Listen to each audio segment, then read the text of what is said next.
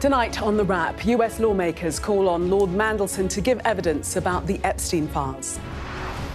Former Prime Minister Boris Johnson says Mandelson and Andrew Mountbatten Windsor should testify. We hear the voices of Epstein's victims. Also tonight. An environmental disaster. We investigate a new illegal waste site, the latest of hundreds across the country. Team GB break their duck at the Winter Olympics in spectacular style as Matt Weston wins gold in the skeleton. And Tottenham Hotspur close in on appointing a new interim head coach following the sacking of Thomas Frank. We discuss the day's biggest stories with political commentator Benedict Spence and investigative journalist Susie Boniface. Plus, a first look at the front pages of tomorrow's newspapers, including reports of pressure on the former Prince Andrew from inside the royal family.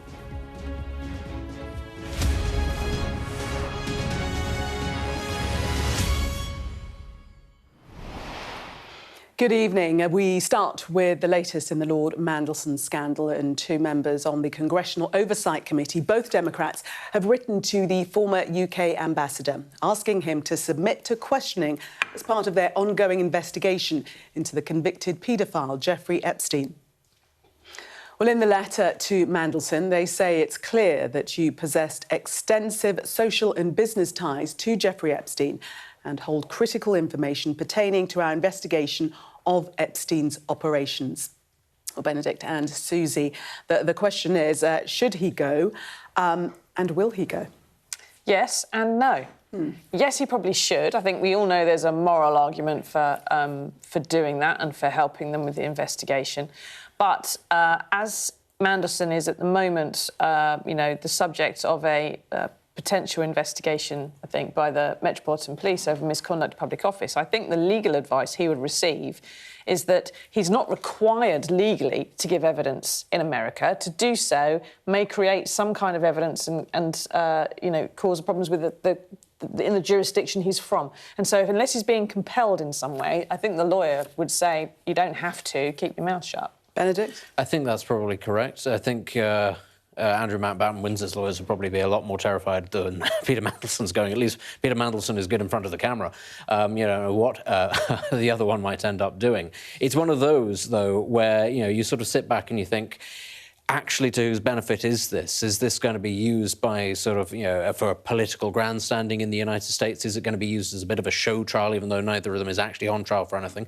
Could it be used to obfuscate? The fact of the matter is we've got two very high-profile individuals in this country who have been caught up in this, nobody to quite the same extent in the US. Should that be detracting from what's going on in the US, or will it actually help the process? And I think that's the question that should be asked. OK, we'll hear more from both of you in just a moment. But the former Prime Minister Boris Johnson says he believes the powerful men mentioned in the Epstein files so far should testify. He's been speaking on a Swedish talk show. I do think it's really curious that after all this time, Epstein obviously died in jail, but there's only one person who's in prison and that's a woman. Yeah.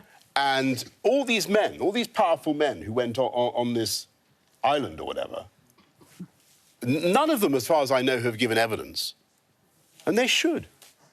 They should explain what they knew. And I think we're squeamish about it because it's such a horrible subject. But these people need to say, the Andrew formerly known as Prince, Bill Gates, all these guys, get them to testify. The Clintons, whatever. Were you ever invited? No, absolutely not. No, I don't appear in any way in any of this stuff. I'm glad to say. Well, let's bring in our US correspondent now, David Blevins. And David, how likely are we to see Mandelson testify? Well, as your guests have been suggesting, he's not compelled to give evidence on Capitol Hill. He would have to do so.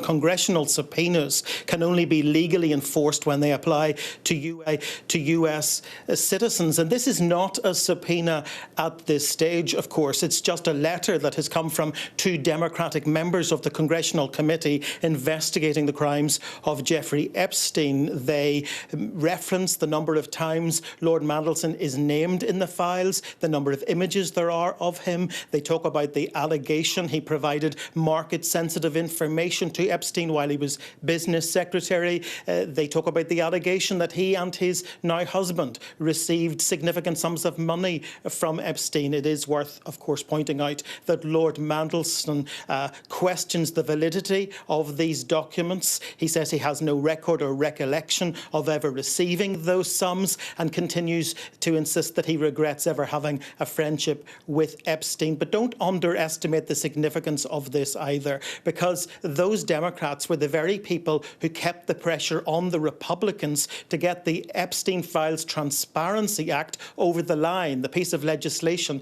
that resulted in the Department of Justice being required to release all the files. They did that by releasing images provided to the committee at various times by the Epstein estate and by writing a similar letter in the past to Andrew Mountbatten Windsor, formerly Prince Andrew. He chose not to reply to them. It'll be really interesting to see if Lord Mandelson chooses to reply. Yeah, let's just bring in Susie and Benedict once again. We know that a precedent was set by these Democrats having previously written to Andrew Mountbatten Windsor. No response there. They're doing the same thing this time round. Likely to be the same lack of response, Benedict? You'd imagine so, because right now you're sort of sitting there, if you're in either of their two shoes, and thinking, what have I got to gain? You know, because as much as, you know, as I alluded to earlier, it might be, you know, the intention to go in there and try and clear your name and try and clear this up. You don't know what the questions are going to be. You don't know what the rules are going to be. You're sat there in front of effectively, you know, a series of inquisitors. It's not an English court of law or anything like that, and you are there in front of the entire world. The entire thing is going to be televised live. There's nothing actually for you to gain in that situation, and I think ultimately they'll both be sort of sat there thinking, right, as things currently stand, things aren't great for me. But as long as nothing else actually comes out to potentially make the situation here domestically worse, there is nothing to compel me to go over there, and there's nothing to incentivise me to go over there. If that remains the case, then you kind of, I think, if you're in Peter Mandelson's position, you just kind of keep quiet and you just accept that this has been pretty bad, but maybe this is the worst of it. It can only get worse if American politicians decide to rake you over the coals in front of the entire world's media. It can only get worse if you've got nothing good to say in response to the questions. I was going to say that it's highly likely that more revelations will come out. I mean, there are 3,000 files. We were told that they amounted to the height of the Eiffel Tower. So it's very likely that more information will come out. Yeah. Mandelson himself has said that the relationship with Epstein is like dog muck on your shoe that you can't get rid of. The idea of him going to give evidence would be the equivalent of literally rolling around in it and rubbing it in your hair and as a way of trying to cleanse yourself of it. It's just not going to work. But like I said, if he was someone who felt he could give really good, convincing answers that would convince the world that he was completely innocent and had no reputational damage, at the very least, at risk here, there would be no reason not to go and give evidence and support those victims that he has spoken so clearly about. It's, I think, of note that all those who have said that they respect the victims and believe them and everything else, and Epstein was a horrible monster, are not going out there to support them and give them some answers. David, would it be fair to say that this letter from the Democrats to Mandelson is academic, really? To some extent, yes, but those Democrats have kept the pressure on this issue, keeping it to the fore, really, to the point where Republicans, including President Trump himself, had to support calls for all of the files to be released. But Mandelson has been under pressure, of course, from the moment he arrived in Washington, appointed by Keir Starmer as UK ambassador to the United States. The Financial Times asked him about Epstein. He told them to F off. My colleague James Matthews, then on camera, asked him about Epstein, and he said, I'm not going to answer questions about that man. But when you consider that the revelations to date have cost him his job in Washington, his seat in the Lords, his membership of the Labour Party, you've got to wonder how long he can continue to avoid these questions. And you've also got to ask, how long can Andrew Mountbatten Windsor continue to avoid these questions when there are those on Capitol Hill now suggesting that this issue could bring down the monarchy? That was the comment used by one member of Congress to our team earlier this week, because there's not the same acknowledgement of British royal protocol on this side of the Atlantic, of course.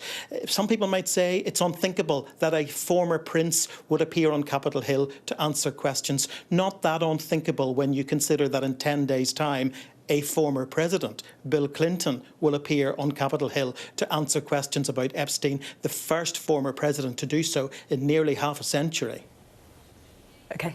Thank you very much for the moment. That question has been raised as to whether this whole Epstein affair could bring the monarchy down, regarded as a ridiculous question a little while ago, but now looking slightly different, especially when the Mirror's leading with claims in a new book about Prince William's fury at Andrew Mountbatten Windsor over his alleged links to Jeffrey Epstein. We're going to have more on that a little later. Well, at the heart of the scandal are the victims of Epstein's crimes. Let's listen to some of them now. Sky News data and forensics team have been through thousands of videos released as part of the Epstein files, hearing what the survivors went through in their own words. First met J.E. and GM sitting at a picnic table with friends. GM walked by with a dog. J.E. came up to meet her. Do you like teachers, classes, etc.? I give scholarships. 6 weeks later, someone called from the office asking, come by for tea, can send driver. Had tea with mom by the pool, likes to mentor, gives scholarships. Brothers, poor, didn't have a lot of money. J.E. said he could help. Mom called him our godfather. Perfect grooming. GM always there, didn't know what relationship was. Kind of became big sis. Oh, pick you up, we'll go to movies. J.E. loved massages. Other women would provide. Women would remove top. I'd have to rub feet and he have me witness sexual contact. Same, similar people, women, girls, had professional massage therapists. Other girls around looked like models.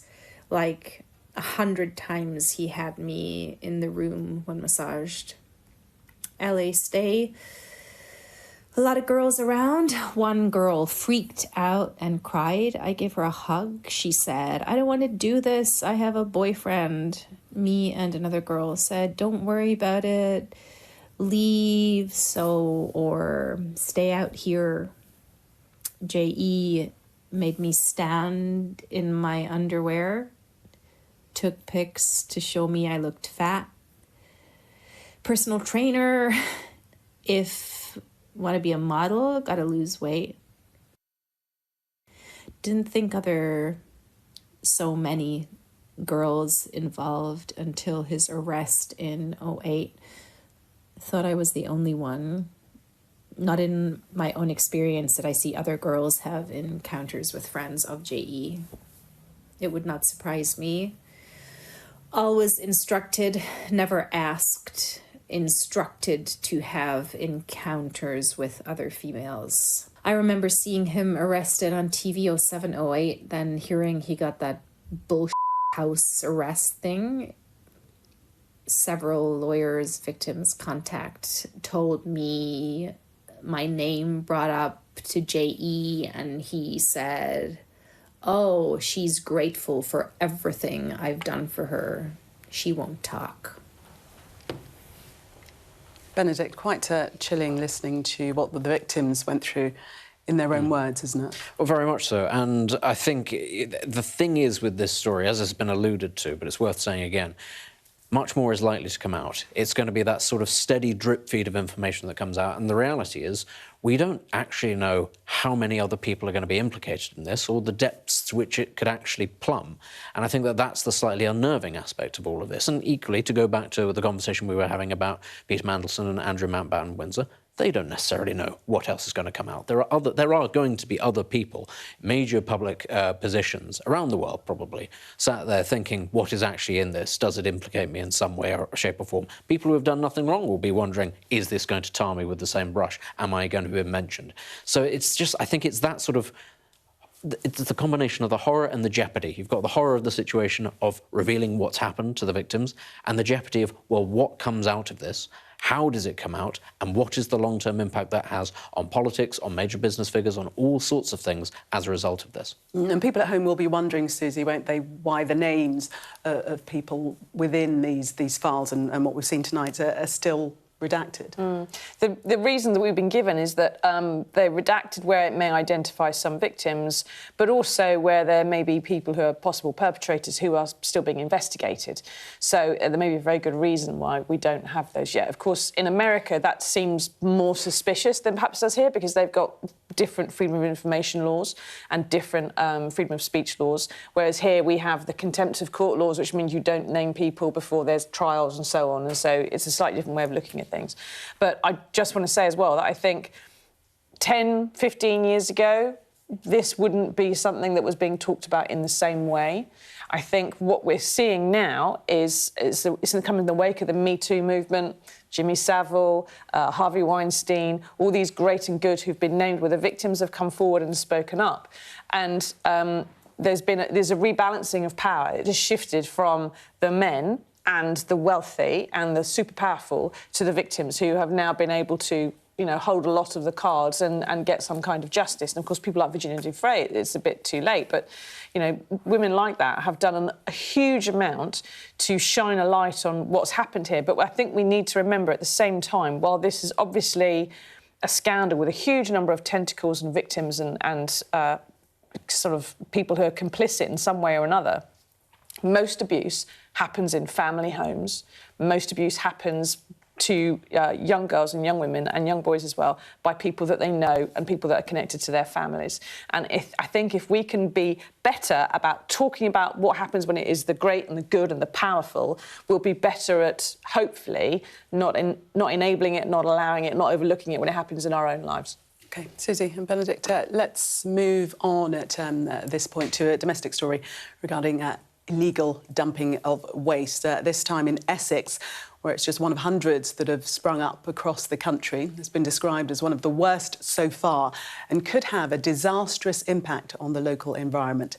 Sky News understands the Environment Agency is taking legal action in an attempt to shut the site down. Gangs of organised criminals are thought to be responsible. Here's Dan Whitehead's report. Hidden in plain sight, this is the latest huge illegal waste dump. A mass of tens of thousands of tonnes of rubbish sitting right beside the M25 southeast of Epping. Sky News has learnt that it was being dumped on just 7 days ago. Photographed by a local resident last Friday, he then called 999. Coming home from my small holding, I saw a lorry stuck in the mud. Just here? Massive lorry, 40 foot long. I thought the guy was in trouble, so I thought I'd try to help. Went to the cab, nobody in the cab, so I went round the back and I saw rubbish spewing out the back of the cab. I went to the back of the site, there's a massive digger there, and I saw an enormous hole. So I assumed they were going to put the rubbish in the hole. So that alerted me to think, this is not normal fly tipping. So I came back out, I phoned 999. 2 men, a 55-year-old from Surrey and a 25-year-old from County Armagh in Northern Ireland, were arrested by Essex police within an hour. Satellite imagery shows the site in October 2024 green and full of trees. But just 5 months ago, on the 19th of September, there appears to be activity on the site. Now it is a vast wasteland. This place is unbelievable. Even in this wet, cold weather, the stench is acrid. It is choking. And what's here is remarkable. It's not just thousands of tons of processed building material. There's loads of personal stuff. There's bank statements, kids' school books. There's even some pending immigration documents. And what is buried deep all across here goes back hundreds and hundreds of metres. At the very back, the waste spills down into a tributary that feeds the River Roding and ultimately the Thames. It's absolutely heartbreaking to see the sheer scale of this illegal waste dump. It is a major concern for environmentalists. you have situations where the Environment Agency is threatening to prosecute local river guardians for doing river restoration without permission, but completely failing to deal with massive organised waste crime on this scale. To me, it shows the failure of the Environment Agency, and if they don't sort themselves out soon and actually deal with these kinds of problems, they should be abolished and a body put in place who can actually get a handle on this problem. Sky News understands the Environment Agency is urgently seeking a court order to close the site down and says it shares the public's anger. But its investigation has been going on for a year, and many will question just how this has happened yet again. This is one of hundreds of illegal waste sites across the country, with authorities struggling to tackle a growing network of organised criminals behind them. Dan Whitehead, Sky News, near Epping in Essex. I mean, this is increasingly a problem, Susie, isn't it? Because it's a money-making venture for these gangs. Yeah, they can get a huge amount of cash for getting rid of some of this stuff. But what's interesting as well is that the waste that you can see there in those images is not fresh waste. It's not something that's just freshly been, donated out of a skip. It is already rotted. It's been moved from somewhere else where it's already been dumped, and it's probably been put somewhere. It's been dumped in a little, rotation of trying to get to one place to another. It's been cleaned up once, it's been taken somewhere else, and so on, and just getting chased around the country. But it's all linked, of course, to the fact that local authorities are having to charge huge amounts of money for using council landfill facilities, which means there is now a market in this kind of thing, which is supposed to be a bit cheaper to those who need to use it. But what people will be wondering is why can't the Environment Agency do anything about it? I mean, in this particular case in Essex, they begun their investigation in February 2025. Why can't the Environment Agency? Why can't the police? I mean, the report says that it's believed to be the work of organised criminal gangs. I mean, I don't believe for a second that the police do not know who the criminal gangs or the members of these things are involved, because they won't just be involved in one thing. It's not like, it's not like back in, I don't know, New York in the 30s or something, and you're only involved in one racket. They're involved in lots of other things as well. And it's not, in fact, impossible to identify these people. And though it's so equally, you're looking at this as a problem of local authorities, but also of police resources as well. And I think that that's an important factor into all of this, because it is something that seems to be on the agenda a lot, an uptick in crime in this country, and the sort of sense of helplessness that a lot of people have with that. And that is a question of police priorities and police resources. That's something else that needs to be addressed. But why is it so difficult to prosecute? I mean, presumably some of these people are caught on camera. I mean, presumably, although, of course, you can use... If you're using, for instance, I don't know, road cameras and stuff to try and identify trucks, you can use ghost number plates and stuff like that to actually sort of avoid being detected. You can tint the windscreens of the vehicles as well. There are ways of avoiding this, ultimately, and it also depends, I suppose, on where the gangs are operating. And that's why I say the fact that it's organised criminality means that it could be happening on a massive scale. It could be one person arrives at one site, you don't see that person again because they've been sent somewhere else. These organisations are very clever. It's not like we're dealing with, doddering people exactly. But, it's a very vast organisation. It's a very complex thing. And that's the issue. Police resources, are they being directed in one area? Do those investigations then match up with something else? And that's where the web begins to get very complicated. And then the question is, where do the resources end up being funneled? OK, we're going to move on to some good news now. You'll be pleased to hear. Team GB have their first medal of the Winter Olympics in Milan Cortina, as Matt Weston has won gold in the men's skeleton. Well, Weston's win is the first medal for Great Britain at the Games in Milan Cortina. He has led the competition from the very start, breaking the track record twice in Thursday's first two heats and again in the penultimate heat tonight. Well, in March last year, he was crowned world champion for the second time, and in January of this year, only a month before the start of the Olympics, he clinched his third successive overall World Cup title. Two German racers were his closest challengers, with the top three places separated by just hundreds of seconds. One was the gold medalist from 4 years ago in Beijing, where Juncker finished second, and this time the pair came closest to pushing Matt Weston off the top spot. In a sport where subtle shifts in body weight and positioning is crucial, there's minimal room for error. But the 28-year-old British athlete has succeeded. Victory tonight is Britain's first gold medal for an individual male event since Robin Cousins in figure skating in 1980. Matt Weston remains the UK's most decorated slider at World Championship level and now holds the title of Olympic champion. We spoke to Matt's former coach, Chris Deere, who gave us this reaction to his victory.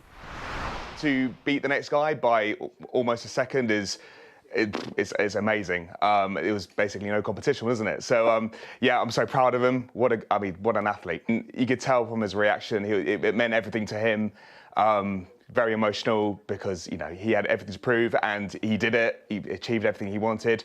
But I'm sure he'll be back to work as soon as he can to compete for the next gold medal. He was the favourite, but we didn't quite believe it until it actually happened. We won. It's a great achievement for a country that doesn't have an ice track. I think that's the first thing that needs to be said. The UK doesn't have somewhere that we can practice. They have to go to places like Norway and Austria to go and practice. First sled gold for a man from the UK since 1964, two-man bobsleigh. But we're surprisingly good at the skeleton. We've had two women who have won before, Lizzie Arnold and Amy Williams. Because, as I say, we don't have any ice. We literally don't have We do have lots of tea trays. We do have lots of tea trays. We know how to use them. I mean, the ability to just fall with grace and style and skill on a tea tray, I think, is something in which the British have, obviously managed to smash. I happen to know that is something that actually happens on training camps and stuff, where people used drinks trays to go down flights of stairs, often after they've imbibed a little bit beforehand. But that does... This is the training. Not recommended. Not recommended to do it, but apparently this can get you an Olympic gold every now and then, so... Well, I mean, when you think they're going at speeds of, 100 miles per hour, it must be absolutely fearless. Yeah, I know. Yeah, well, I think he's a supreme athlete. I think this is like his third Olympic discipline. He did taekwondo as well. He did taekwondo, and I think he's been in rugby as well. And it's astonishing that he can... Obviously, he just wants to do this and compete at everything, no matter what. Perhaps he could go into politics next and...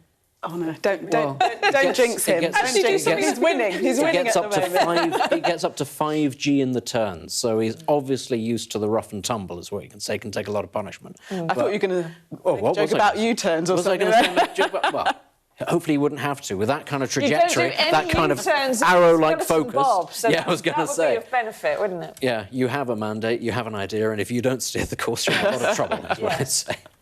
Fantastic news from Matt Weston. Congratulations. Lots more coming up in the papers next when we take a first look at the front pages. Do stay with us.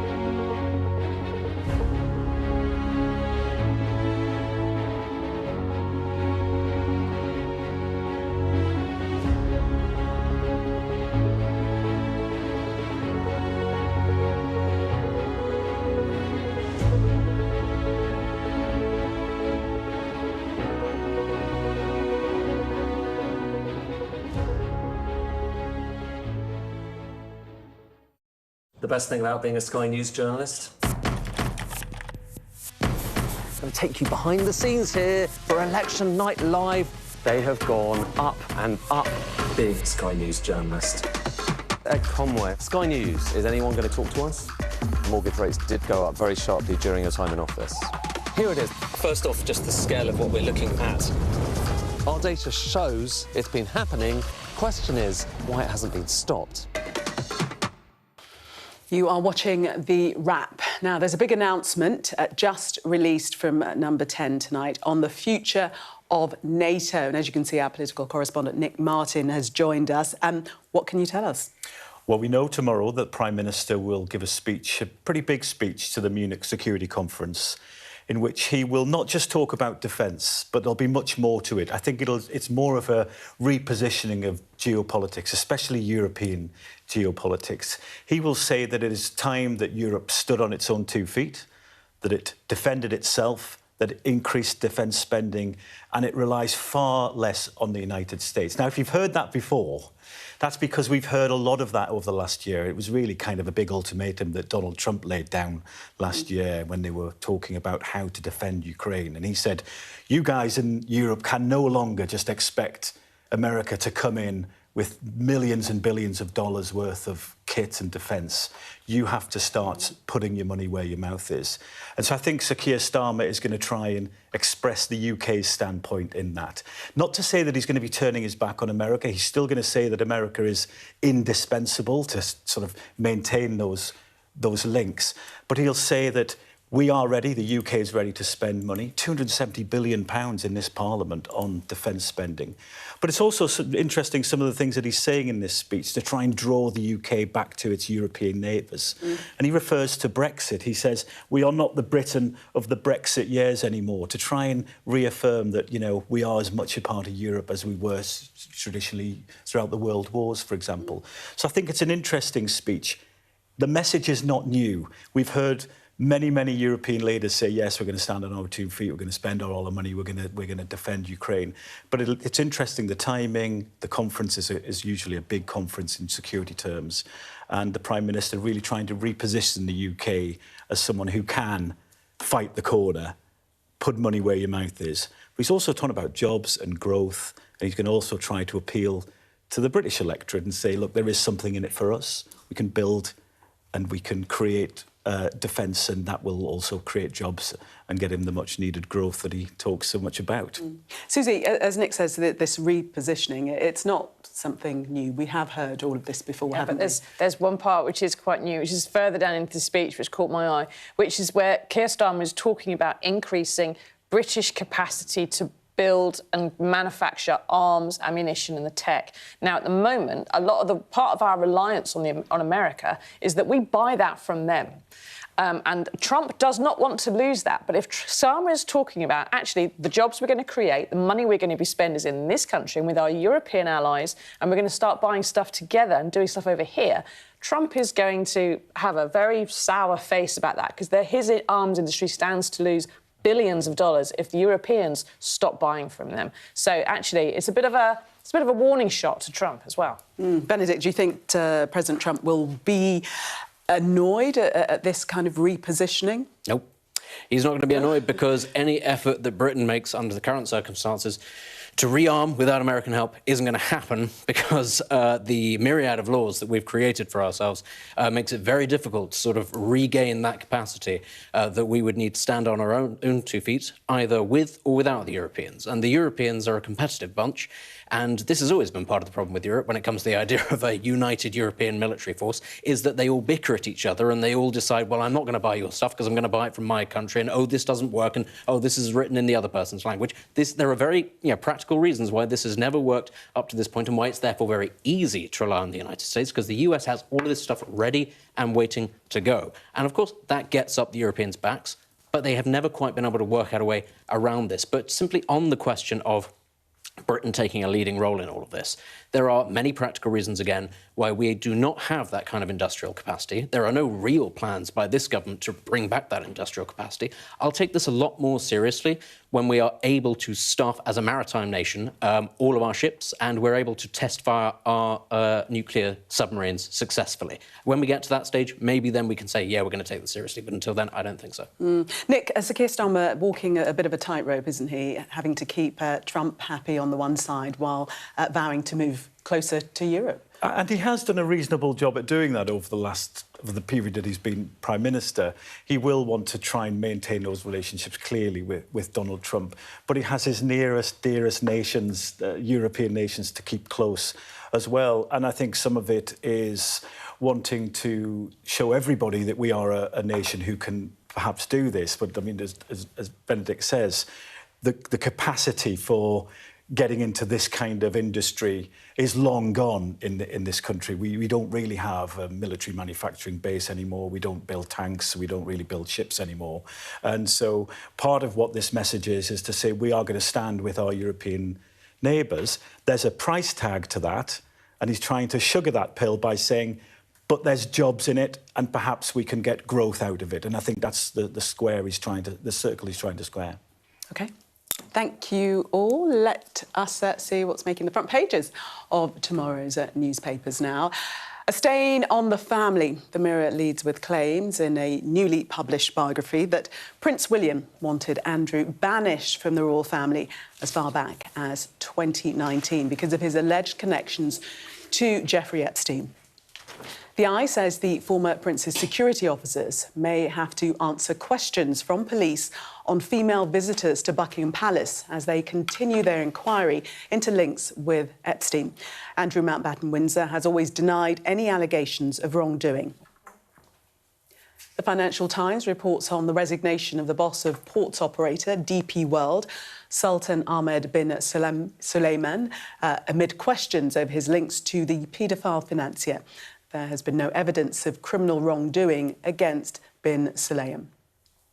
The Guardian leads with the ruling from the High Court that the ban on Palestine Action under anti-terrorism legislation was unlawful. The Telegraph reports on the Electoral Commission's verdict, saying ministers do not have justification for delaying local elections for millions of voters.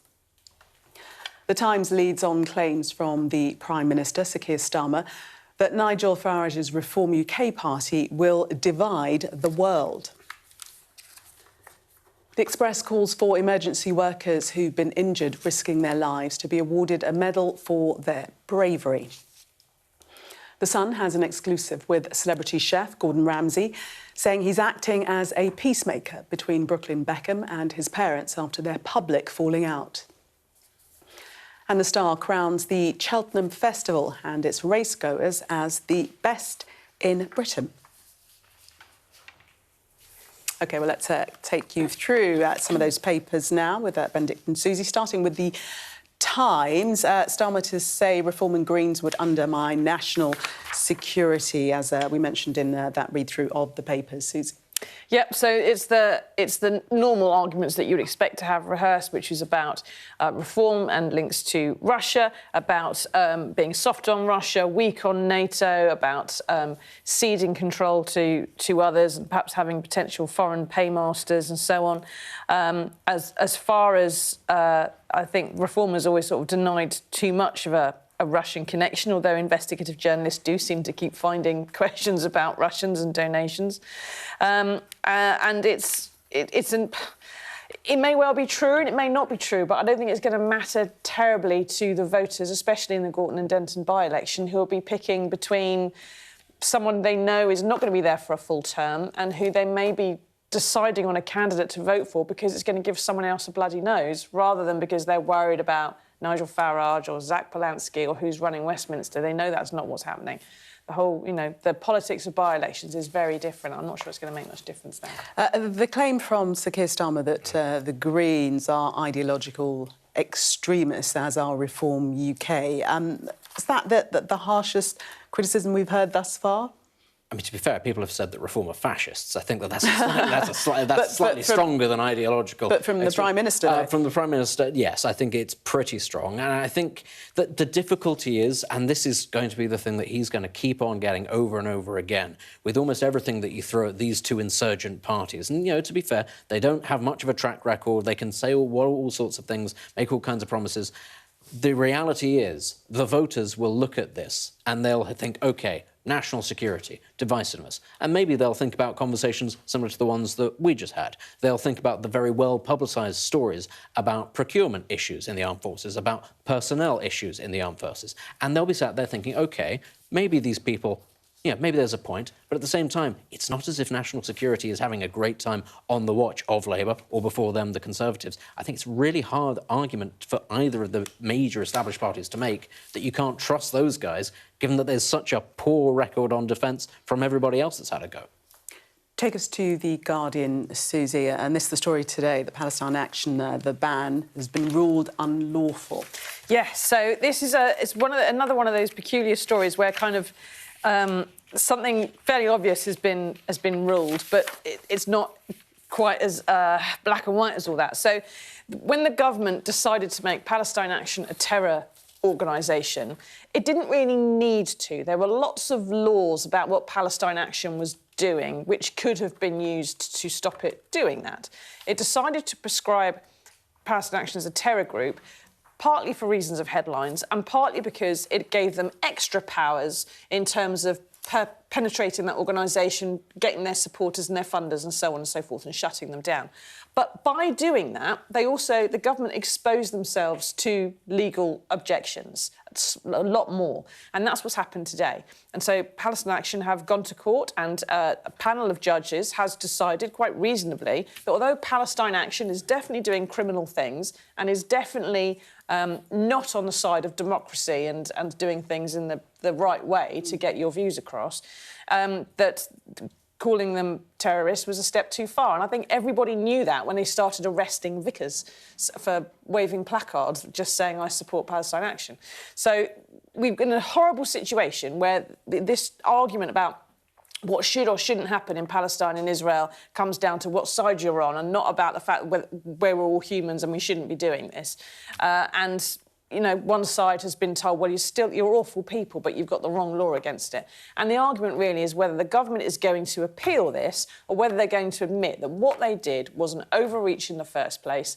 And, of course, if you do go to appeal this and go to court, it may well be that the other side asked to see the emails and the discussions and the ministerial decisions that went on behind this. And at that point, it could be really embarrassing for Yvette Cooper and other people in the Home Office, maybe officials, who perhaps, did she overrule her officials? Did they say, don't do this, Minister, it's going to be difficult? But, of course, it is Shabana Mahmood at the moment, and from what we read and understand, she is going to appeal this ruling. Oh, I think she has to, even if we might sit here and say, well, it was a silly thing to prescribe them in the first place. Actually, they've made their stance pretty clear. If they back down now, I mean, that's a humiliation.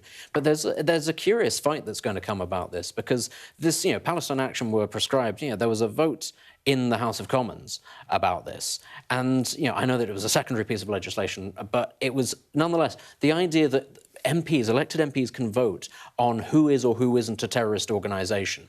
And a court can just say, well, no, that's unlawful. I think actually there are going to be much more in the way of ramifications about this, because actually who is, and you don't want to get down the road saying, oh, unelected judges, but nonetheless, what is the legal system actually to be sitting there saying, oh, we don't agree with what the elected representatives and the elected government of the people say is or isn't a terrorist organisation? Will this happen with, I don't know, if we prescribe the IRGC? Could it happen with Hamas? Could it happen with other organisations? That potentially opens up a massive can of worms that I think has to be addressed. This can't keep on being the process, and we risk terrorist organisations, whether you agree with them or not, potentially being able to turn around to a judge and the judge go, yeah, I agree with you. But the can of worms was this wasn't Hamas. This wasn't the Israeli Revolutionary Guard. This was an organisation which was not doing those things, and where the Home Secretary of the day said, oh, I've got information, they're also terrorists, we'll outlaw them on the basis of something I'm not going to tell you about, that's a bit dystopian. It is. But with this appeal, if it does go ahead,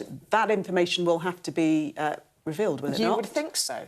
But then again, you know, Shabana Mahmood would be appealing, and any embarrassment would be Yvette Cooper's, the previous Home Secretary. So maybe she'll take that into account and make that gamble.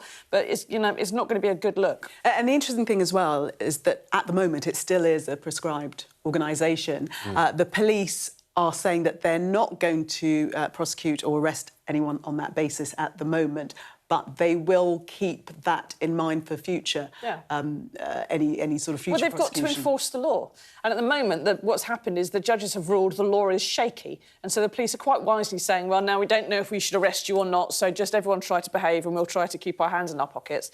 But, you know, at some point in the future, people who have been arrested are going to be asking for damages. Well, and there have been nearly 3,000 arrests a lot of people. today. Either they're going to be asking for damages or people are going to misread this situation and go, it's fine, they've been exonerated, back onto the streets we go, and maybe we can escalate this. That also is a very difficult situation and could have serious ramifications if it's not clarified very quickly.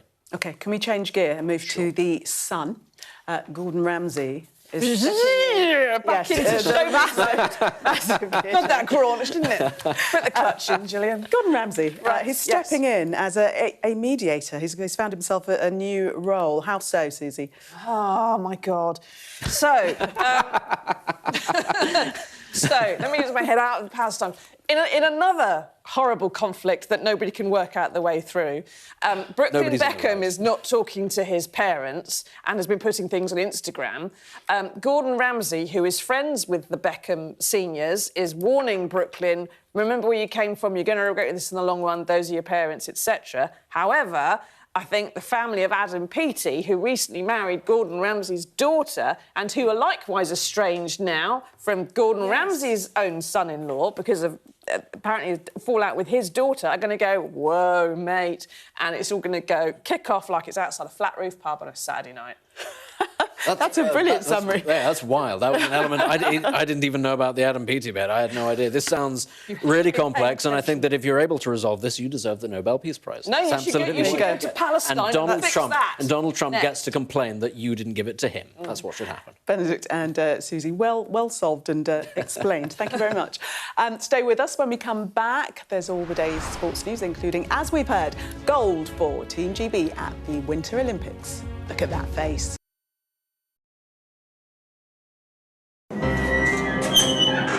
We've come to one of Moscow's Cold War bunkers. It was built as a top-secret command centre. Being here really feels like you're stepping back in time. I'm Ivor Bennett, Sky's Moscow correspondent. A show of military might and menace. Courage, bravery and sacrifice will win the day. It's a new subject. They'll learn about combat drones and some how to handle a Kalashnikov. The Kremlin continues to put forward its own version of events, both present and past. There's no mention of the fact that Russia invaded its neighbour. That's rewriting history, isn't it? Now we have to read it carefully. Vladimir Putin put forward his plan for a ceasefire in Ukraine, telling Kiev, pull out of your eastern territories and the war will end. Why should the West trust you? Frankly, I don't care whether the West trusts us or not. Vladimir Putin is already the Kremlin's longest-serving leader since Stalin. The question is, what will a fifth Putin term mean for Russia and the world?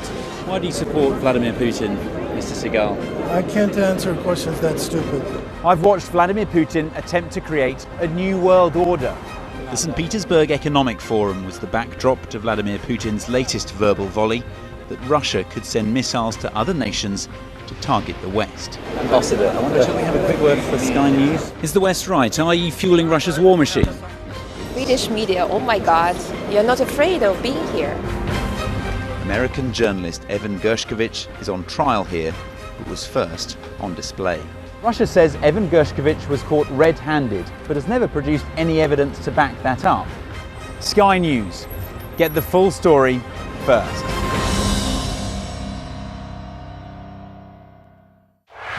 Gives you the very best of Sky News wherever you are. Breaking news, videos and analysis. Evidence of the crisis. Podcasts, watching us live. Live here from Washington. Wherever you get your podcast. All in one place. And all at just the touch of the screen. The Sky News app. Get the full story first.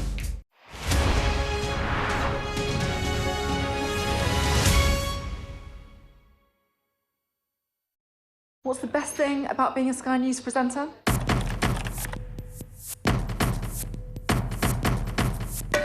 We've done the work and the reading, so you don't have to. Being a Sky News presenter. Hello and welcome. Westminster, the heart of British politics. I'm so sorry about what happened to you. So what on earth is going on? It's not true. Can I tell you what I think? It's really unusual. Mornings with Rich and Frost. Let's crack on. Let's get started. What's the best thing about being a Sky News journalist? Who's funnier? Being a Sky News journalist. A special edition of The World with me, Yalda Hakim. Pakistan had the right to respond. You're like, what? A historic day here today. Congratulations, this is a huge moment. But what happens now? Should we catch up with all of the sports news now with Paul? It's good news.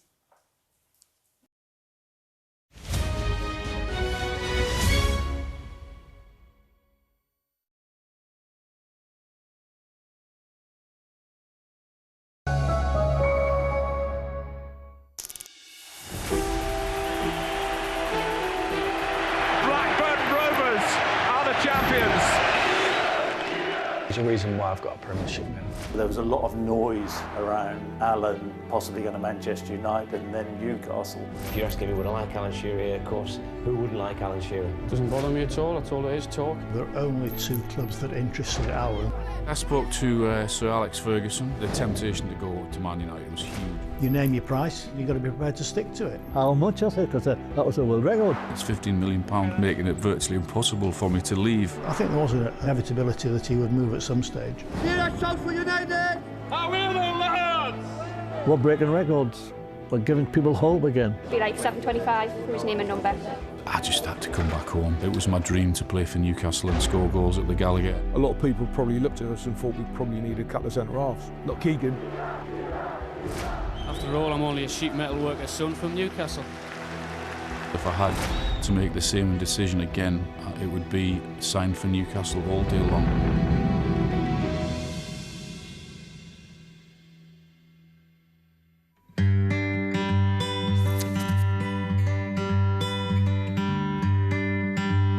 Blackburn Rovers are finally back in the big time. Jack Walker's millions and the managerial expertise of Kenny Dalglish are proving a potent combination at Ewood Park these days. I knew what was happening up there at Blackburn. They were continually spending money. We was building to be successful. Jack Walker just had one idea, which was, this is my hometown club. I'm not interested in too much on the commercial side. I just want them to be a success.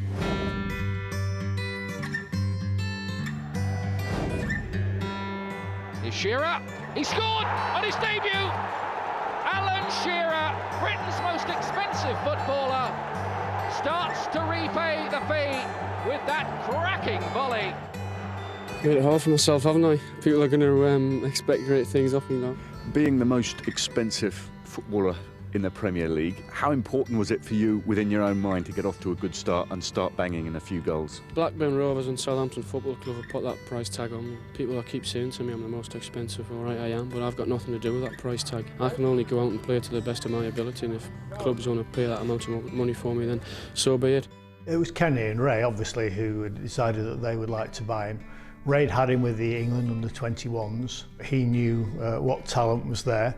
And it was at their instigation, really. The atmosphere completely changed. We'd started signing more expensive players, and it were just little old Blackburn that were doing it. As the weeks went on, more and more arrived. We were getting the most expensive man in football, and Jack Walker brought him to us.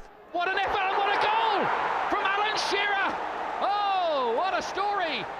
He was sort of the old-fashioned centre-forward, really. He'd head the ball, he'd use his elbows, he'd shoot, he'd run into space behind the back four for fun. It was just everything that you would want. Alan is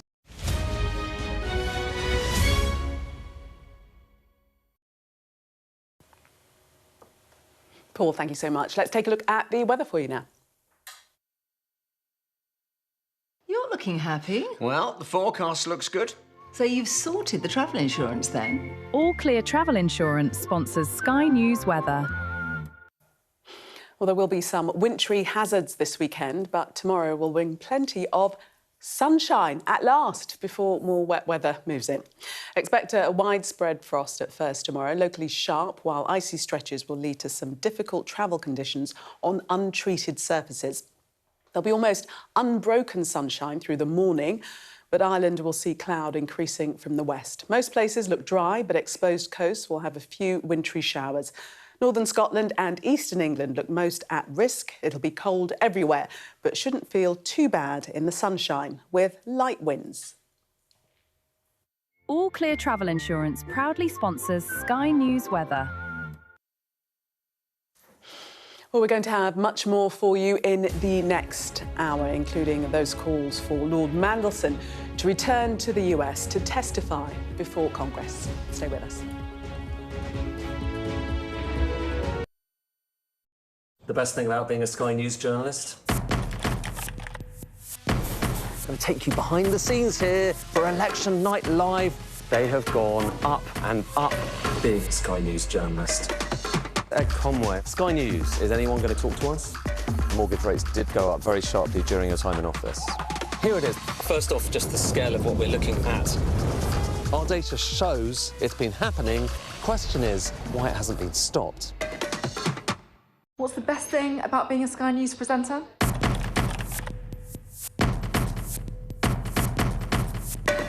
We've done the work and the reading, so you don't have to. Being a Sky News presenter. Hello and welcome. Westminster, the heart of British politics. I'm so sorry about what happened to you. So what on earth is going on? It's not true. Can I tell you what I think? It's really unusual. Mornings with Ridge and Frost. Let's crack on. Let's get started.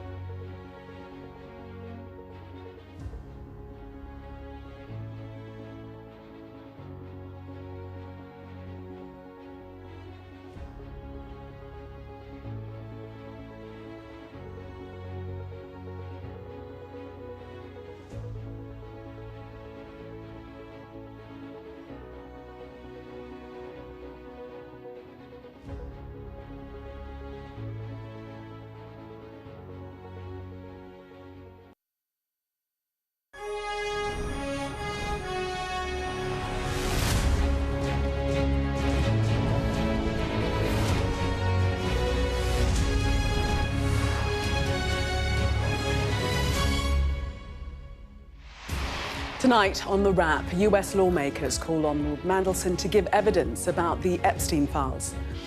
Former Prime Minister Boris Johnson says Mandelson and Andrew Mountbatten Windsor should testify. we hear the voices of Epstein's victims, also tonight.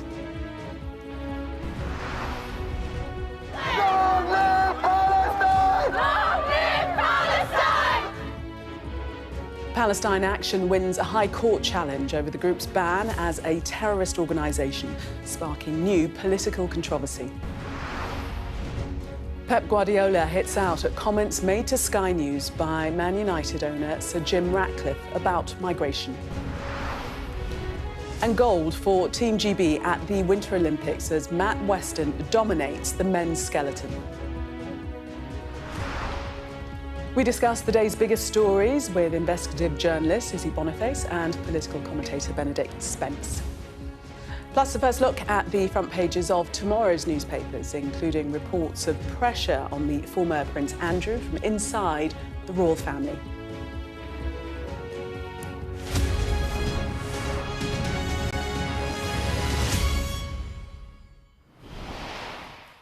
Good evening and welcome to Susie and Benedict. We start with the latest in the Lord Mandelson scandal, and two members on the Congressional Oversight Committee, both Democrats, have written to the former UK ambassador asking him to submit to questioning as part of their ongoing investigation into the convicted paedophile Jeffrey Epstein. Well, in the letter to Mandelson, they say it's clear that you possessed extensive social and business ties to Jeffrey Epstein and hold critical information pertaining to our investigation of Epstein's operations. Susie, should he go? Will he go to the US to testify and answer questions? If he had a moral backbone, of course he should go. But this is Peter Mandelson, whose entirety of his career in public life has shown that his spine is rather flexible when it comes to issues of the right and wrongs and social mores.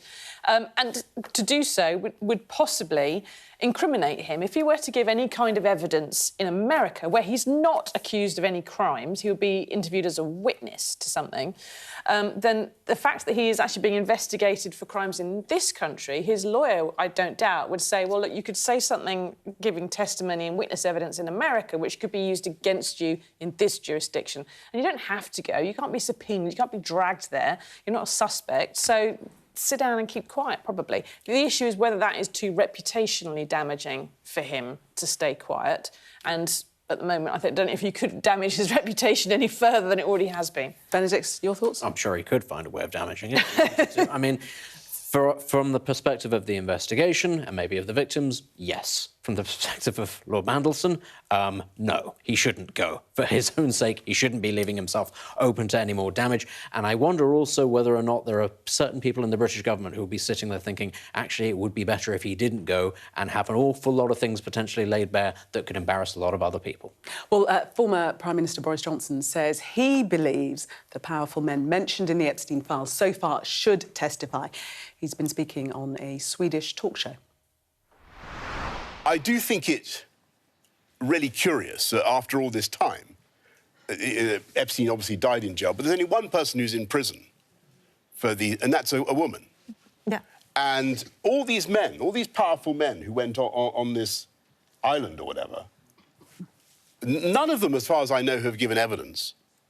And they should. They should explain what they knew. And I think we're squeamish about it because it's such a horrible subject. But these people need to say, you know, the Andrew formerly known as Prince, Bill Gates, all these guys, get them to testify. The Clintons, whatever. Were you ever invited? Or no, absolutely not. No, I don't appear in any way in any of this stuff. I'm glad to say. Susie, I think you're going to be in agreement with Boris Johnson for once. Yeah, having carefully searched the Epstein files to make sure he's not in it, Boris Johnson has said, oh, anyone who is in it should definitely have to give evidence. This is the same Prime Minister whose responses to police during the COVID parties investigation were not given in public and were not discussed. And the fact that he actually had to accept a criminal fine in the end for having those parties, which broke a law he had himself written and passed, was something we only found out kind of, you know, with a lot of effort. But do you agree with him, though, that Yes, I would question why it is he's in that position saying it. And I think if he did at any point happen to be at the same dinner party as any of the people that are in those files, I don't think he'd be saying it. I'd really like us to clip that moment, actually. Close up on Susie's face. I agree with Boris. Do you agree with Boris Johnson? Yes, I do. I mean, the good luck. Another story. Good luck to you. If you want to tame that beast, that you may. Many women have tried, far too many. The thing is, I suppose, Boris Johnson. It's as you've sort of alluded to there. He's in this sort of grand position where now, looking on, pretty confident this has got nothing to do with him. He is able to pontificate and make things a little bit difficult for Peter Mandelson, no love lost there, but also, of course, for Sir Keir Starmer, equally not a particular fan of his. He's going to have no qualms at all about sticking the boot in at every opportunity, as you'd imagine everybody would. But, that doesn't make him wrong. I think ultimately a lot of people will be sat here thinking, for the good of the investigation, yes, Peter Mandelson and anybody else bound up in all of this should be going and testifying. But there are other people at play here, and as I said, not just Mandelson, not just, Andrew Mountbatten-Windsor. We still don't know the identities of everybody who's going to be implicated in all of this, and that could really be a sting in the tail. And I do wonder if that's why, especially in the United States, there's a lot of sort of, hold your horses here, pile in on the Brits. They've absolutely gone to town on those two, and fair play. But let's just, have a bit of a Punch and Judy show with them and maybe just wait until we see what else comes out before we do it to our own people. Well, what we must remember is that at the heart of this scandal are the victims of Epstein's crimes. Let's listen to some of them now. Sky News data and forensics team have been through thousands of videos released as part of the files, hearing what the survivors went through in their own words. Let's have a look. First met J.E. and GM sitting at a picnic table with friends. GM walked by with a dog. J.E. came up to meet her. Do you like teachers, classes, etc.? I give scholarships. 6 weeks later, someone called from the office asking, come by for tea, can send driver. Had tea with mom by the pool, likes to mentor, gives scholarships. Brothers, poor, didn't have a lot of money. J.E. said he could help. Mom called him our godfather. Perfect grooming. GM always there, didn't know what relationship was. Kind of became big sis. Oh, pick you up, we'll go to movies.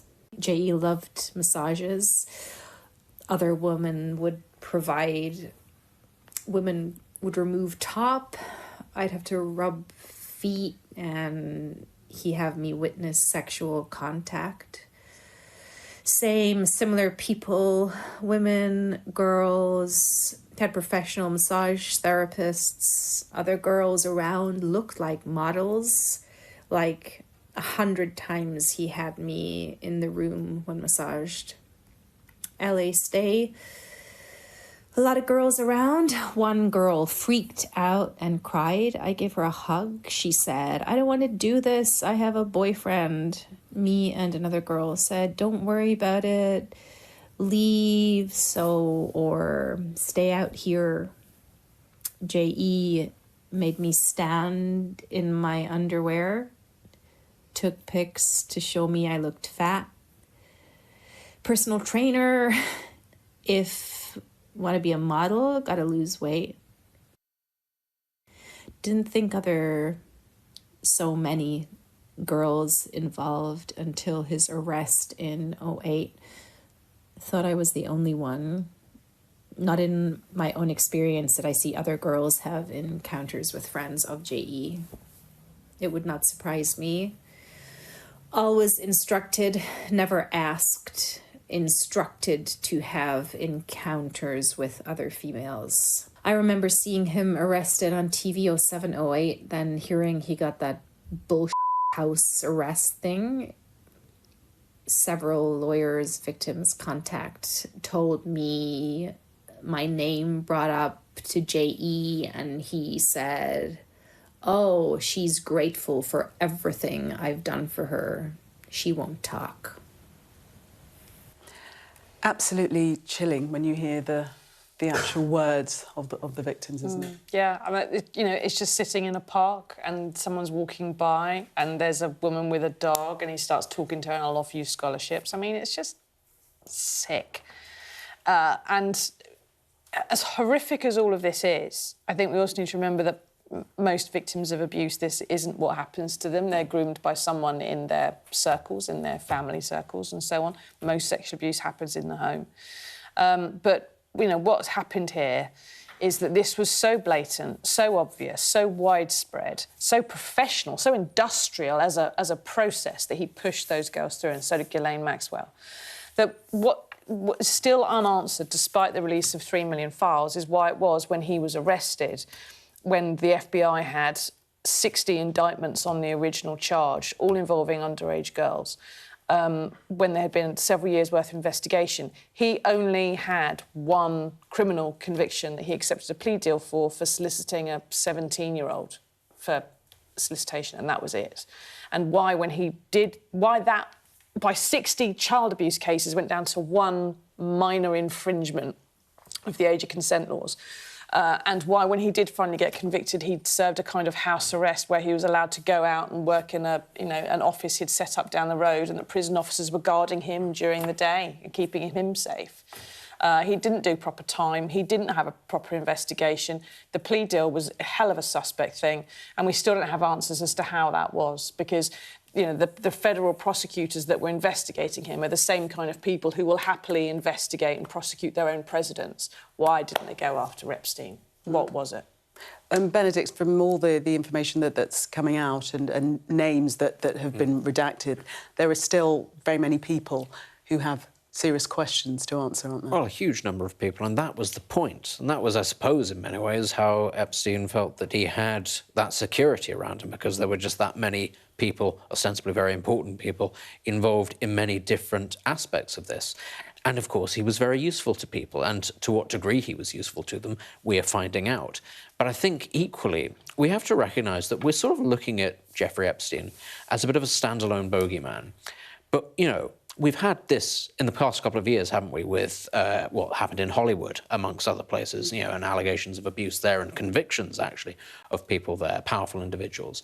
I suspect this is not the only facet to this. This is going to be something that has come to light because Jeffrey Epstein was a US citizen, and actually free speech and the ability to investigate and the ability of people to go up against the powerful in the United States and in the UK to a degree as well, it's easier to do than in other parts of the world. But this is a man who dealt with very rich and powerful people across the world, in all sorts of industries, in all sorts of political spheres. So there are going to be many aspects to this that I suspect we won't actually, even when everything has been released, I suspect there's an awful lot that we still won't know. There'll be a lot more questions. There'll be links to certain people, certain countries, that there will simply be silence and question marks. And again, as I say, he's just one standalone person. That's not to say that there aren't other people operating in similar sort of shadows, if you like, between the lines, because they are of use to people. And that, I think, is the thing that really makes people feel disgusted about all of this, is that actually there is a complicity because there are people out there who are getting value for this. And that's the sick thing, I think. And also the lines that are coming out today, that he was recording conversations, also filming certain situations unbeknownst to the people who were in that particular scenario. So he knew that at some point he would be holding these powerful, rich and famous people to ransom. Yeah, why else would you want to do it? And I think that comes back to the questions we've got over the only people that we have been able to hold to account for this, which is Ghislaine Maxwell, Andrew Mountbatten-Windsor, Peter Mandelson, so far the only people who've had any kind of a punishment for their involvement with Epstein. And the question has to be, especially as far as a politician and a prince are concerned, the blackmail risk of associating with someone like Epstein would have been something that their advisors, their officials, their police officers, their protection details would have flagged, should have flagged. If they didn't, those officials and police officers would have committed an offence. If they did flag it and it got ignored, that is something that we should know, and there should be an inquiry into that, because either the security services and the police forces of the United Kingdom have not been doing their job properly with some of the most important people in the country who are dealing with incredibly sensitive information, or they did their job properly and what they were advising their principals to do was completely ignored? Did Mandelson ever have, you know, advice not to hang around with Epstein or hang around with Oleg Deripaska or any of the others? Did Andrew ever overrule advice from the police that he should not be associating with Epstein? We need to know that. And I think those officers who will have been involved in that process, the assessment and security process, would probably quite like it to come out as well. And I suspect it should do, it absolutely must do. Very interesting. We probably will see more investigations along the routes that you suggest. Let's turn to another big story of the day, and that is the court ruling on Palestine Action. The controversial decision by the High Court today after the co-founder of Palestine Action won a legal challenge over the group's designation as a terrorist organisation. Well, the decision has split politics down pretty predictable lines, but for the moment at least, Palestine Action remains a proscribed organisation, even if the police say they will now gather evidence at protests by the group rather than make arrests. Let's take a look at Emma Birchley's report.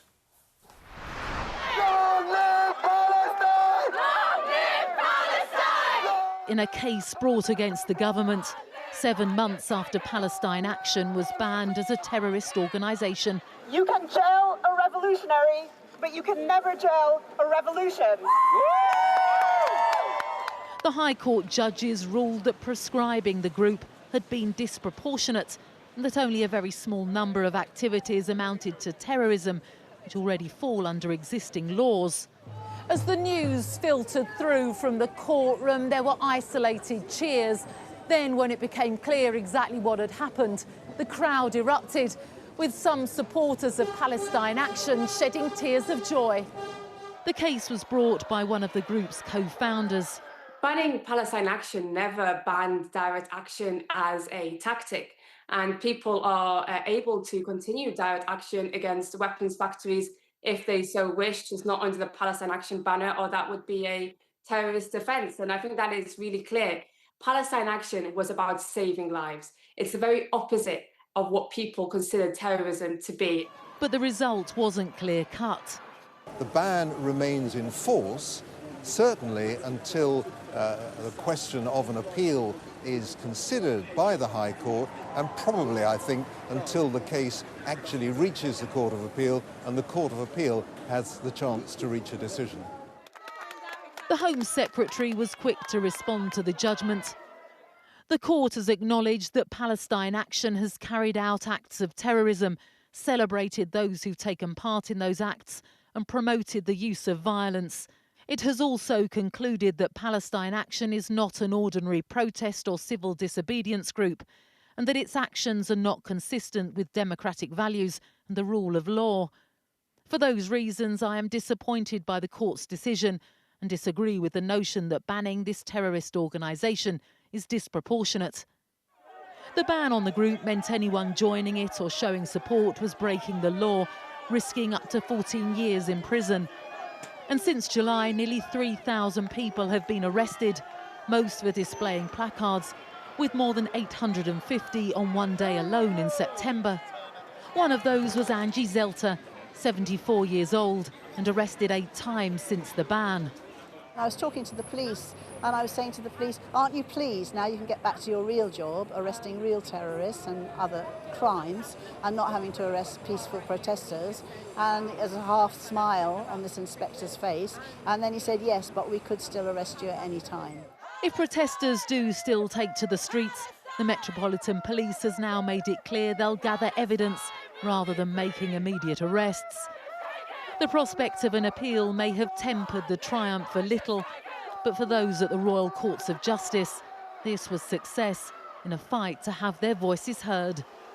Emma Birchley, Sky News.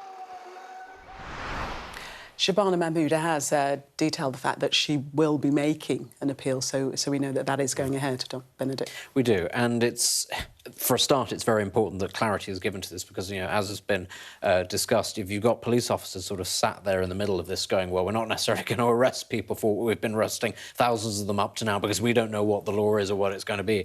That's not great. That's going to incentivise more people to come out and then potentially break the law because, of course, they are still a prescribed organisation.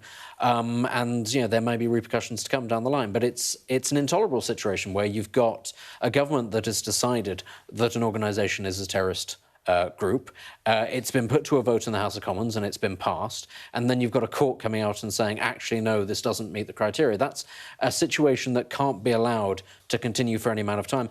You might be able to get away with it if it wasn't talking about a terrorist organisation or a potential terrorist organisation, but that's a matter of national security. And if, you know, if you have been prescribed, presumably it's because there is deemed to be a significant enough threat in the near to medium term. Well, that's not something you can just sort of leave hanging around like that. That's one of those little grey areas that needs to be resolved very quickly. And it also, I think, the question of whether or not a court can be in a position to overrule a democratic vote in the House of Commons, I think that's something else that needs to be examined on the subject of the Terrorism Act as well. Susie, acutely embarrassing for the government, and in particular Yvette Cooper, who was the Home Secretary at the time.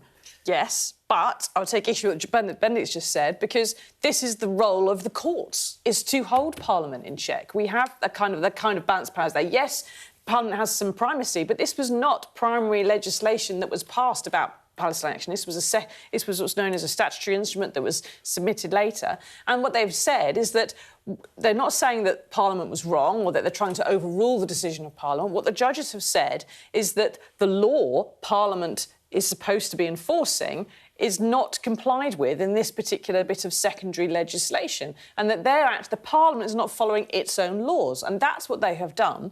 And it's something where either Parliament has to tidy those laws up, they've got to find a way to redefine what terrorism is, or they've got to admit that Palestine Action may be a bunch of violent, stupid, half-racist, some of them anti-Semitic lunatics, but that doesn't make you a terrorist. There are different ways of dealing with different kinds of threats. Should we just look at the actual wording, the ruling? It says the decision to ban the group was unlawful and a disproportionate interference with the Human Rights Act. Well, that's going to be another thing that comes up, isn't it? And I'm sure that the Reform Party will not be sitting there gleefully rubbing their hands going, oh, another example of the Human Rights Act that we can say, well, it's time to scrap the Human Rights Act.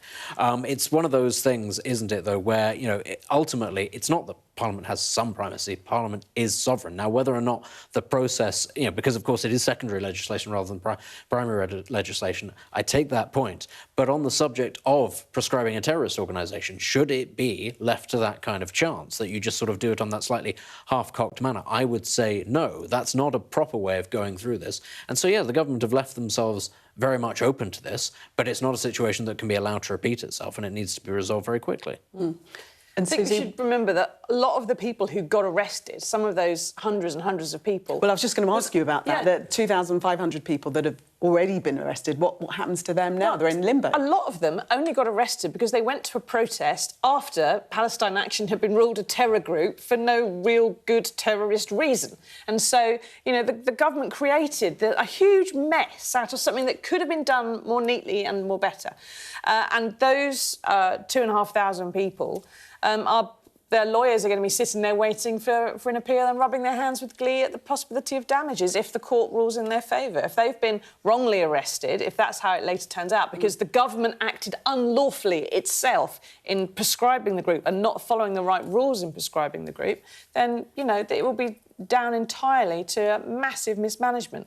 And what will have to come out in those court hearings, one minute, is eventually, I can see him over there. Eventually, it's chomping at the bit to get in. Ministers overruled legal advice to do that prescription, or whether they did follow the legal advice, because I suspect that internally someone in the government said, you can't do this, Minister, and it was done anyway for reasons of PR. Benedict. Just on the question of whether or not it's justified on prescribing them, I don't see a world in which, for political purposes, you can let's leave the Elbit systems break into one side. I don't see how it can be that people break into a military base and they start tampering with aircraft and they say, oh, no, that's fine, that's justified protest. In any other country in the world, you wouldn't be arrested under the Terrorism Act, you'd just be shot.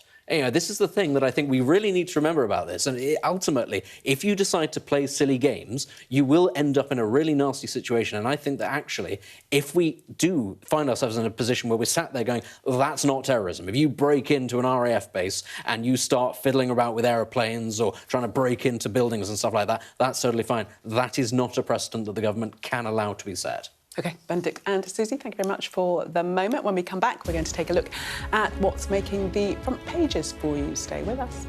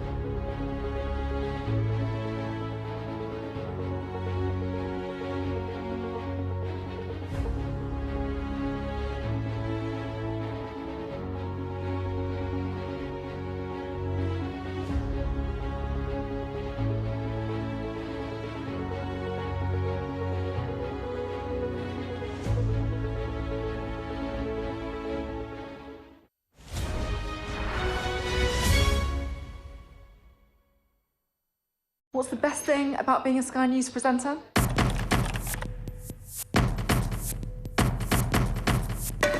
We've done the work and the reading, so you don't have to. Being a Sky News presenter. Hello and welcome. Westminster, the heart of British politics. I'm so sorry about what happened to you. So what on earth is going on? It's not true. Can I tell you what I think? It's really unusual. Mornings with Rich and Frost. Let's crack on. Let's get started. What's the best thing about being a Sky News journalist? Who's funnier? Being a Sky News journalist. A special edition of The World with me, Yalda Hakim. Pakistan had the right to respond. You're like, what? Historic day here today. Congratulations, this is a huge moment. But what happens now? The best thing about being a Sky News journalist? They call him the king of the jungle. Being a Sky News journalist. Yusra Al-Baghir has this report. And this is what's left of it. As a woman of colour, how did the Harris campaign speak to you? People risk their lives to speak to us for this report. Mr. Zuma, Sky News. We're trying to see as much as we can. You are watching The Wrap. Now, the Manchester City manager, Pep Guardiola, has entered the row over Sir Jim Ratcliffe's comments to Sky News on immigration. He says blaming people from overseas for a country's problems is wrong. It is all around the world, the problem that we have in all around all the countries. Like, we treat the immigrant people, so the people come from another country. That is a problem that our countries we have, and is a big problem. And most of the people run away from their countries for the problems that are in their countries, not because they want to leave. And as much we embrace the other cultures, embrace it, but truly embrace it, that we can be better. That would be a better society. Benedict, are you surprised that people are still talking about Sir Jim Ratcliffe's comments? I'm not surprised, because I think it touches a very real issue that has been bubbling under the surface in this country for some time.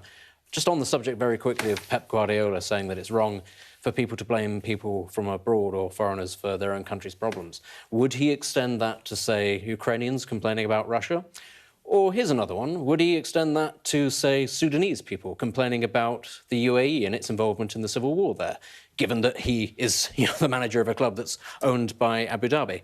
It's interesting, isn't it? He does pick his battles quite carefully. He's done the same thing with the Israel-Palestine conflict as well. So, I think it's curious that he'd pick this moment to say these particular things, given that there have been plenty of other moments where he could have made this point in the past. But I digress. We're talking mainly about Sir Jim Ratcliffe here. And I'm sure also that Sir Keir Starmer is actually delighted that Jim Ratcliffe has picked this moment to put his foot in it, because now we can talk about Jim Ratcliffe and not about everything else that was going on.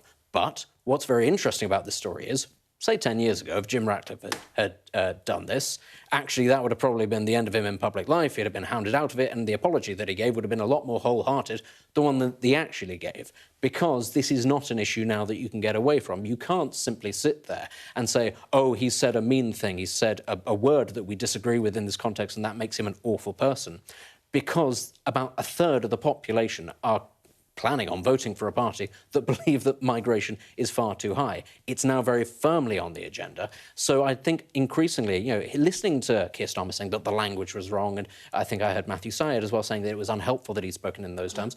Well, it might be unhelpful, but the issue isn't going away. It's very firmly on the table.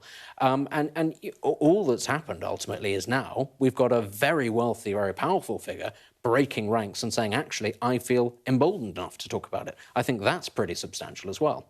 We heard from Nigel Farage, you mentioned him, and he said that Sir Jim Ratcliffe wasn't incorrect in using the word colonisation, and that perhaps the British public wasn't ready to hear that word in the context of immigration. Oh, God! That's what he said. Shut up, Nigel.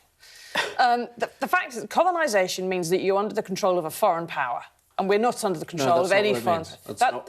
No, that's not what it means. It means that there is... Let's be very clear. That's not what it means. It's the transplanting of people from one area to another, setting up communities and extracting financial and political advantages from that. So if we're taking it from that, That's not the same. Taking what you're talking political about is imperialism and possibly simply an invasion. It frequently involves raiding for resources and taxation and resources going elsewhere and all the rest of it. And that's not what's happened. And the reason that Jim Ratcliffe has been talking about it is because he's a 73-year-old man who doesn't take the bus and doesn't understand how things work half the time outside his world of accountancy.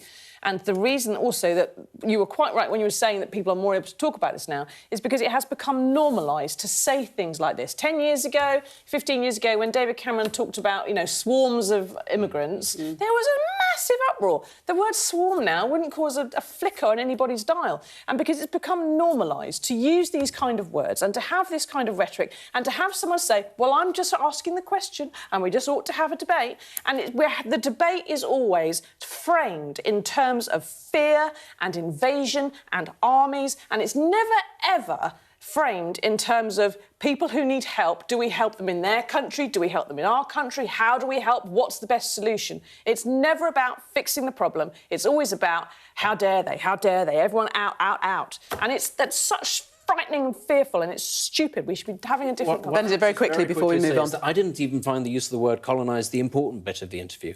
Actually, what I thought was interesting was the way that he described both Nigel Farage and Keir Starmer. He said he thought they were both nice men, and that was the issue for him, that he felt that the country was moving towards a position where it won't be asking for and it won't be electing nice people. It'll be electing people who are nasty to do things that need to be done, in his view. I thought that was the much more interesting takeaway, rather than simply people getting upset about the semantics of colonialism. Yes, he did say in his role, and that's where he drew the parallels with football, that he was unpopular for making difficult decisions.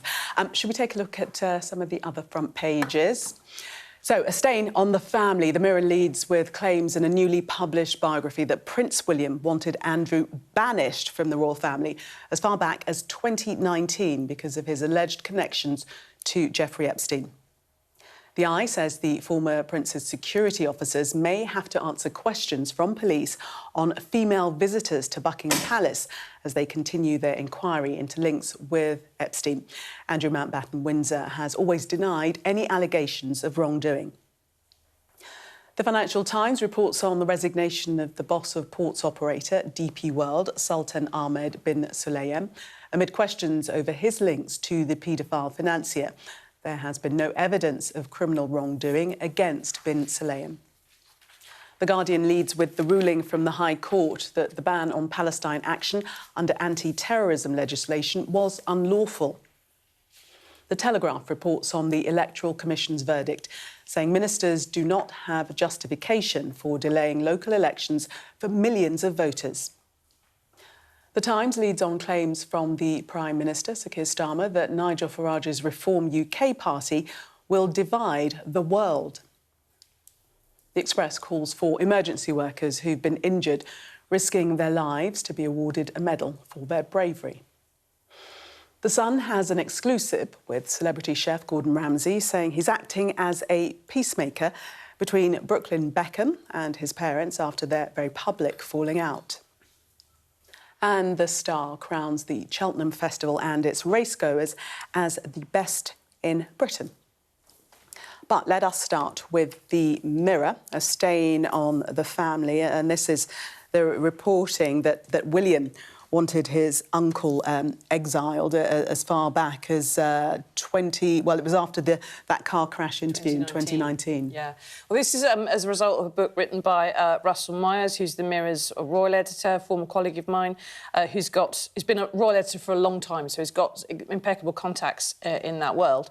And what's interesting, if you go through into the main spread of writing about the book, so much detail about the number of times that William urged Andrew be shunned and put to one side, and that this was not going to happen on his watch when he gets to be king, but that he was repeatedly overruled by his father, by the late Queen to start with, and then by his father, who wanted to honour his mother's wishes, and that they tried to keep it, on the back burner, as it were.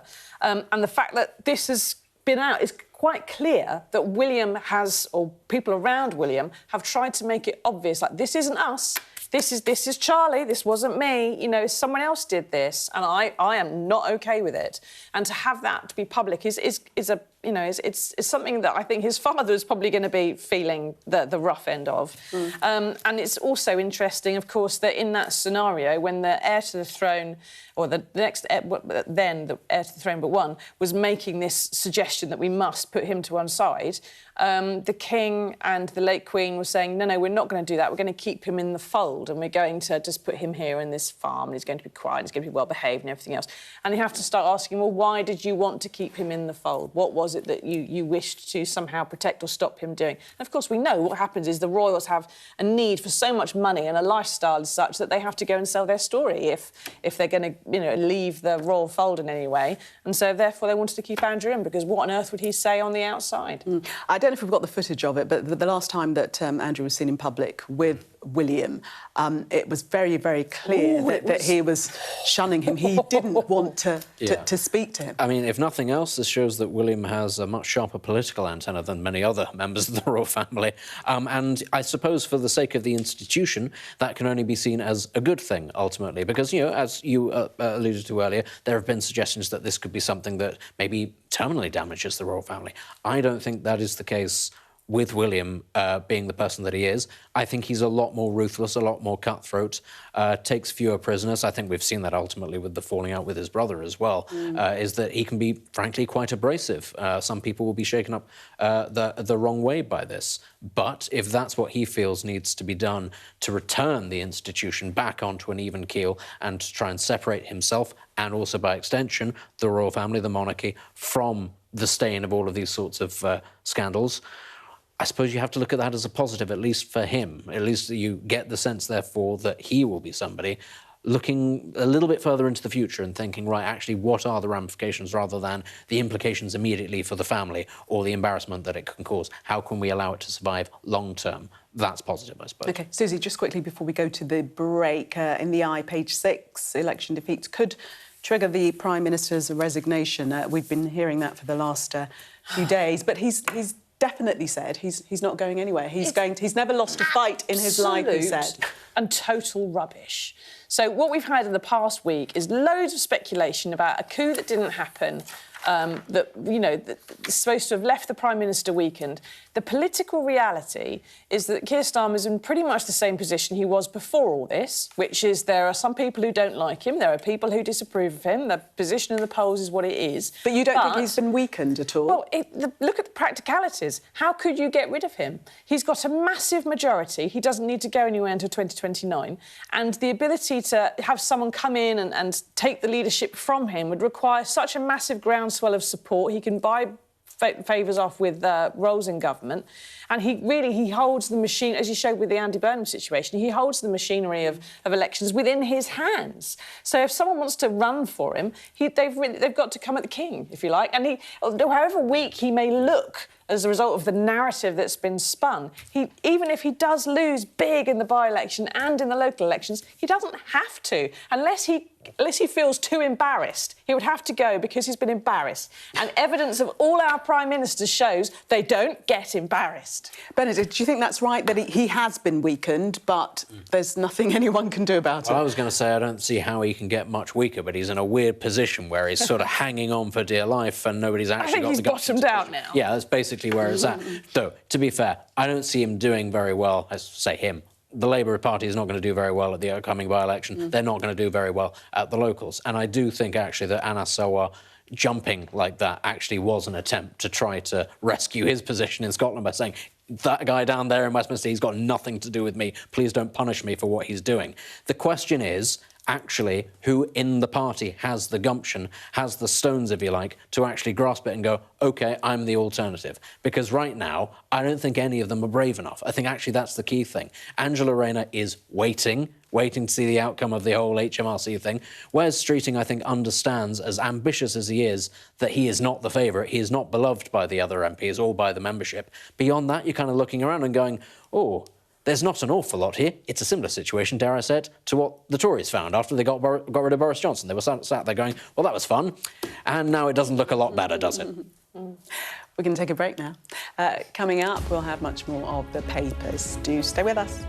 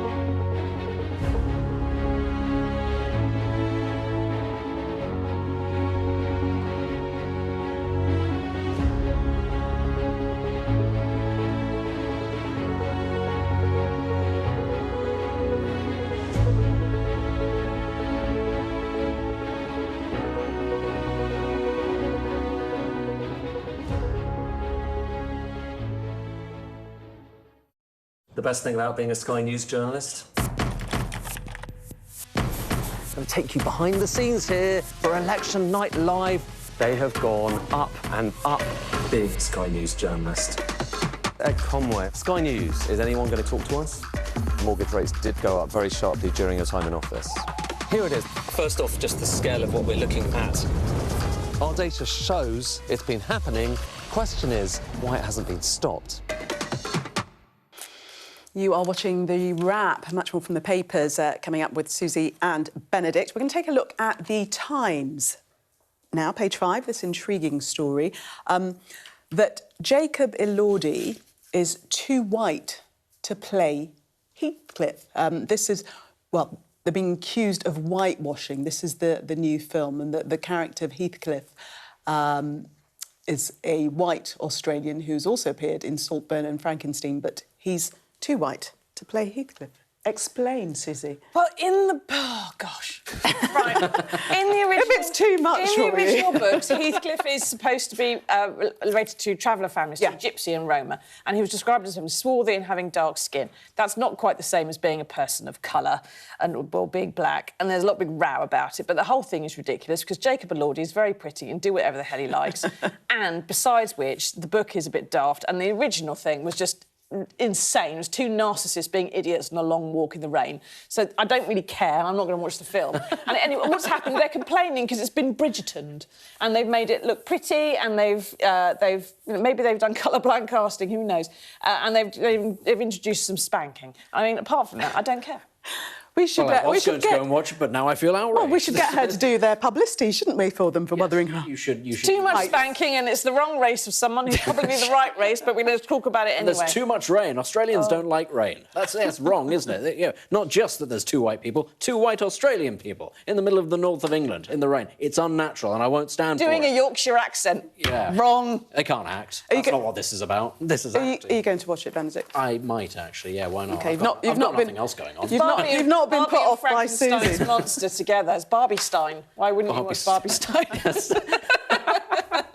That's going to be an AI film by the end of this show. In about 2 seconds. Barbiestein. It's going to be horrifying. Right, I just want to fit this other story in, which is quite ridiculous, really. FT front page. They're saying that the reason that Heathrow seems congested is because people are walking in the wrong direction. This is the chief executive. They do, and also he's Danish, so he knows. So in Europe, everyone walks on the left naturally, and when in the UK, people walk on the right naturally, and it's the same as with driving the cars.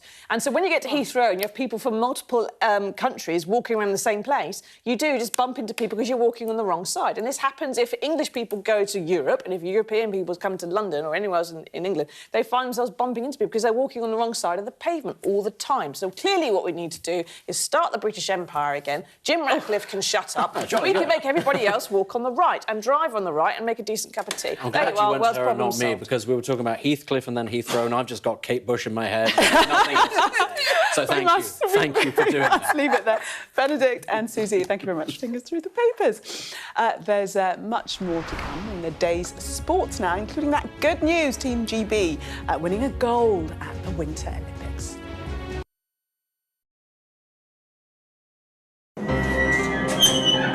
We've come to one of Moscow's Cold War bunkers.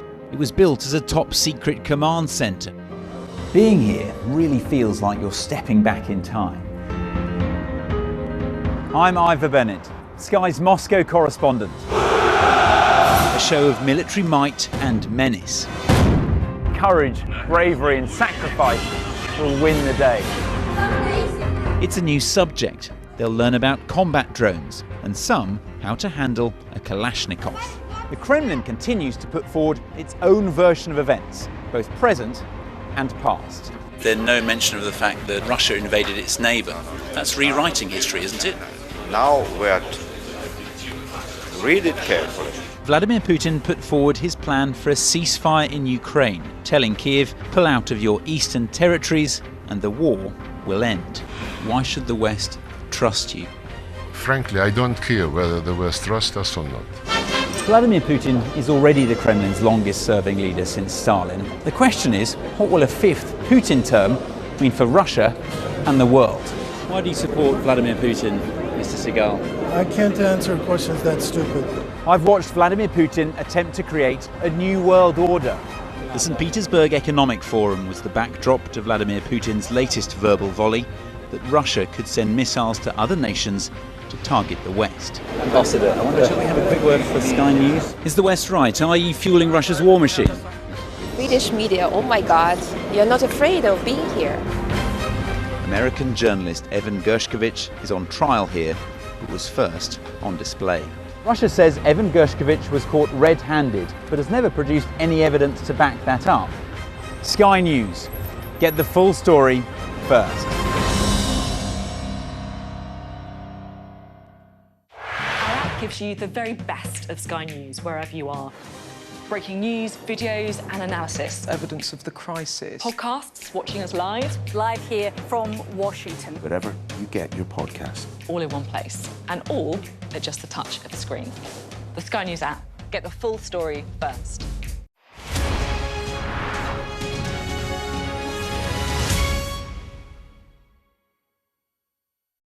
What's the best thing about being a Sky News presenter?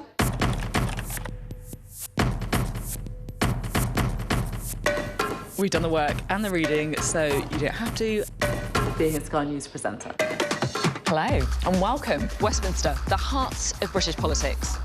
I'm so sorry about what happened to you. So what on earth is going on? It's not true. Can I tell you what I think is really unusual? Mornings with Richard and Frost. Let's crack on. Let's get started. What's the best thing about being a Sky News journalist?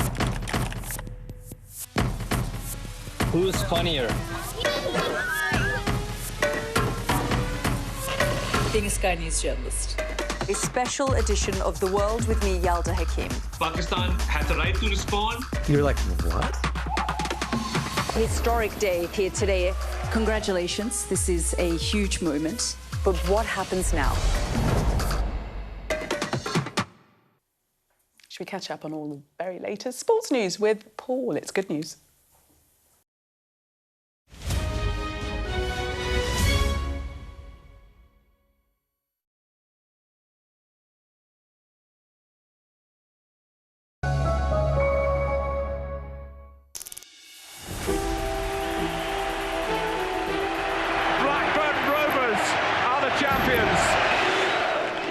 There's a reason why I've got a Premiership medal. There was a lot of noise around Alan possibly going to Manchester United and then Newcastle. If you're asking me would I like Alan Shearer, of course, who wouldn't like Alan Shearer? Doesn't bother me at all it is talk. There are only two clubs that are interested in Alan. I spoke to Sir Alex Ferguson. The temptation to go to Man United was huge.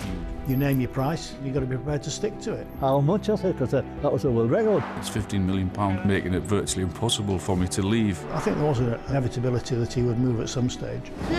for United! I will, lads! We're breaking records. We're giving people hope again. Be like 725, whose name and number. I just had to come back home. It was my dream to play for Newcastle and score goals at the Gallagher. A lot of people probably looked at us and thought we probably needed a couple of centre-halves. Not Keegan.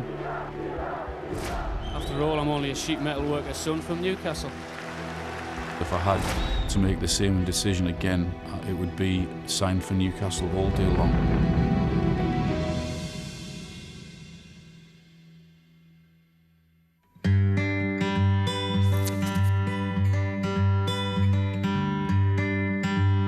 Blackburn Rovers are finally back in the big time.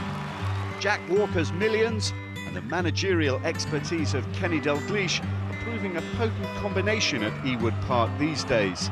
I knew what was happening up there at Blackburn. They were continually spending money. We was building to be successful. Jack Walker just had just one idea, which was, this is my hometown club. I'm not interested in too much on the commercial side. I just want them to be a success.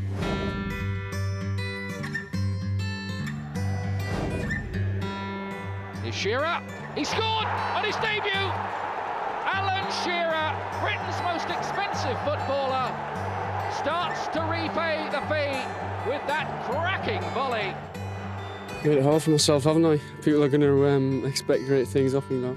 Being the most expensive footballer in the Premier League. How important was it for you within your own mind to get off to a good start and start banging in a few goals? Blackburn Rovers and Southampton Football Club have put that price tag on me. People keep saying to me I'm the most expensive. All right, I am, but I've got nothing to do with that price tag. I can only go out and play to the best of my ability, and if clubs want to pay that amount of money for me, then so be it. It was Kenny and Ray, obviously, who had decided that they would like to buy him. Ray had him with the England under-21s. He knew what talent was there, and it was at their instigation, really. The atmosphere completely changed. We'd started signing more expensive players, and it were just little old Blackburn that were doing it. As the weeks went on, more and more arrived. We were getting the most expensive.